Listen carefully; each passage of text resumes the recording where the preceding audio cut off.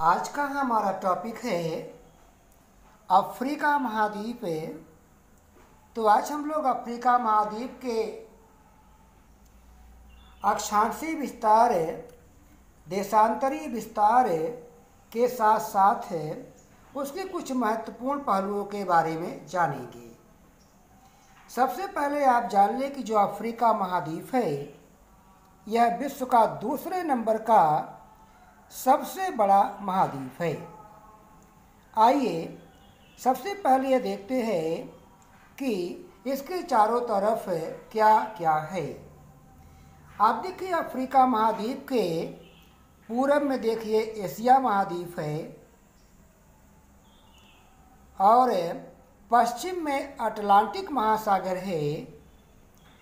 उत्तर में आप देखेंगे मेडिटेरेनियन सी अर्थात भूमध्य सागर है और दक्षिण में आप देखेंगे अंटार्कटिक महासागर है।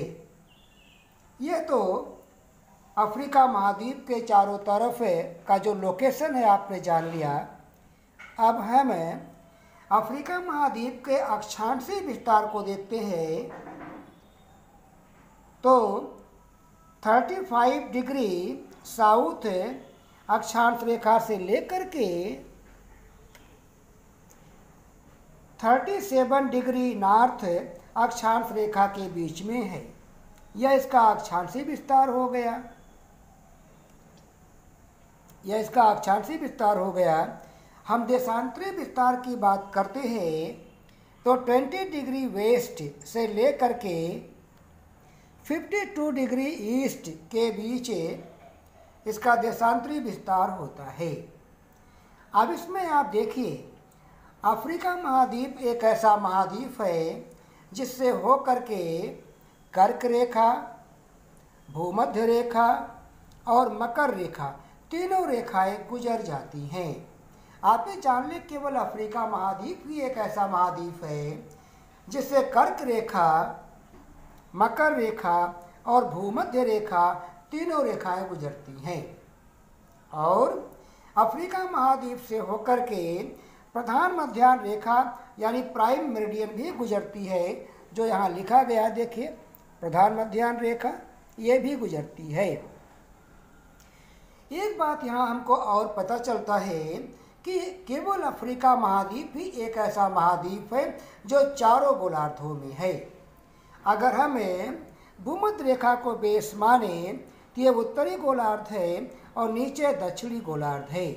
और जब हम देशांतर रेखा की बात करते हैं उसमें प्रधान मध्याह्न रेखा की बात करते हैं तब यह पूर्वी गोलार्ध है और यह पश्चिमी गोलार्ध है। इस तरह से आप जान लें कि केवल अफ्रीका महाद्वीप ही एक ऐसा महाद्वीप है जो चारों गोलार्धों में फैला हुआ है। अब कुछ अन्य महत्वपूर्ण देखिए पॉइंट। आप देखिए यहाँ रेड सी लिखा हुआ है, लाल सागर लिखा हुआ है। मैं इसे बड़े में कर देता हूँ ताकि आपको थोड़ा और स्पष्ट दिखाई दे। ये रेड सी है, लाल सागर है। लाल सागर के पूर्व में एशिया महाद्वीप है और पश्चिम में अफ्रीका महाद्वीप है। और जब हम भूमध्य सागर की बात करते हैं जो यहाँ है तो भूमध्य सागर के उत्तर में यूरोप महाद्वीप है और दक्षिण में अफ्रीका महाद्वीप है। ये चीज़ें बराबर कॉम्पिटिटिव एग्जामिनेशन में पूछे जाते हैं तो आपको जानना चाहिए। अब आइए पर्वतों के बारे में देखते हैं। सबसे पहले हम वलित पर्वत देखते हैं। इसमें आप देखिए यहाँ आप देख रहे एटलस पर्वत है जो कि एक वलित पर्वत है। इसके बाद दक्षिण में आप आ जाइए ड्रैकेंसबर्ग पर्वत, यह भी एक वलित पर्वत है यानी मोड़दार पर्वत है। इसमें किलिमंजारो पर्वत आप देख रहे हैं जो कि एक ज्वालामुखी पर्वत है। और जो केन्या एक पर्वत चोटी है जो कि भूमध्य रेखा के पास स्थित है, यहाँ आपको दिखाया गया है। इतनी बात पर्वतों के बारे में। आइए नदियों के बारे में देखते हैं। ये कांगो नदी है।